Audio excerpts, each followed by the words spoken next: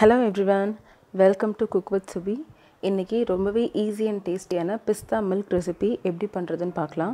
இது பண்ணுறதுக்கு நான் 2 டேபிள் ஸ்பூன் அளவுக்கு பிஸ்தா எடுத்திருக்கேன். அதை வந்துட்டு ஒரு 1/4 கப் அளவுக்கு சுடு தண்ணியில் அதை சேர்த்துக்கிறேன். சேர்த்துட்டு மூடி போட்டு ஒரு 15 நிமிஷம் வந்துட்டு இது அப்படியே நல்லா ஊற வச்சுக்கலாம்.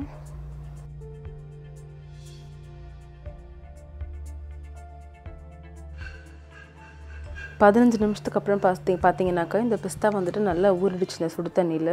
இது நீங்கள் ஒரு பிஸ்தா பருப்பு எடுத்து இப்படி கையால் நசுக்குனிங்கன்னா அது கொஞ்சம் நல்லா சாஃப்டாக மசியும்.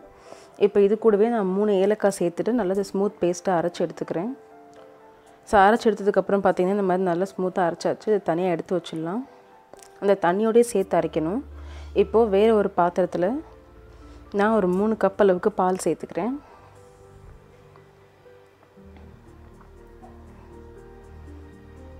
இந்த பாலை வந்துட்டு நல்லா இது ஒரு விஸ்கர் வச்சு மிக்ஸ் பண்ணிவிட்டு ஒரு 5 நிமிஷத்துக்கு நல்லா கொதிக்க வச்சுக்கலாம். 5 நிமிஷம் நல்லா கொதிச்சதுக்கப்புறமா அரைச்சி வச்சுருக்க பிஸ்தா பேஸ்ட் இருக்கு இல்லையா, அதை சேர்த்துக்கிறேன்.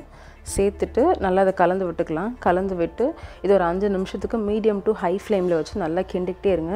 இது பொங்கு செய்யும். இது எப்பப்பெல்லாம் பொங்குதோ அப்போல்லாம் விஸ்கர் வச்சு மிக்ஸ் பண்ணுங்கள். இல்லைனா அடுப்பை குறைச்சி கொஞ்சம் அட்ஜஸ்ட் பண்ணி 5 நிமிஷத்துக்கு கொதிக்க வைக்கணும்.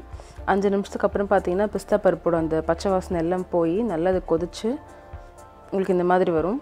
நல்லா கொதிச்சு வந்ததுக்கப்புறமா நான் வந்துட்டு பிஸ்தா ஏலக்காய் மிக்ஸ் வந்துட்டு வச்சுருக்கேன். இது ஆப்ஷனல் தான், வேணும்னா போட்டுக்கலாம் அந்த கலருக்காக. இதுலேருந்து ஒரு 2லேருந்து 3 ட்ராப்ஸ் வரைக்கும் நான் சேர்த்துக்கிறேன். சேர்த்துட்டு ஒரு வாட்டி நல்லா கலந்து விட்டுடலாம். உங்கள்கிட்ட இந்த பிஸ்தா ஏலக்காய் மிக்ஸ் இந்த எசன்ஸ் இல்லைன்னு சொன்னால் கூட நீங்கள் விட்டுடலாம். இதை சேர்த்து கலந்து விட்டதுக்கப்புறமா உடனே அடுப்புலேருந்து இறக்கிட வேண்டியது தான். இது அவ்வளோதான். இதை ஃபில்ட்ரு பண்ணியும் குடிக்கலாம், இல்லைனா அப்படியேவும் குடிக்கலாம். நான் வந்துட்டு எனக்கு அப்படியே தான் சர்வ் பண்ண போகிறேன்.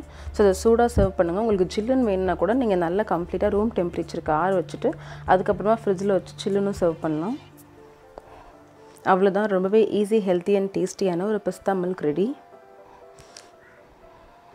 இதோட டேஸ்ட் வந்துட்டு பார்த்தீங்கன்னாக்கா இந்த எசன்ஸ் ஆட் பண்ணாலும் பண்ணாட்டியும் உங்களுக்கு டேஸ்ட் வந்து அந்த பிஸ்தாவோட ஃப்ளேவர் ரொம்பவே நல்லாயிருக்கும்.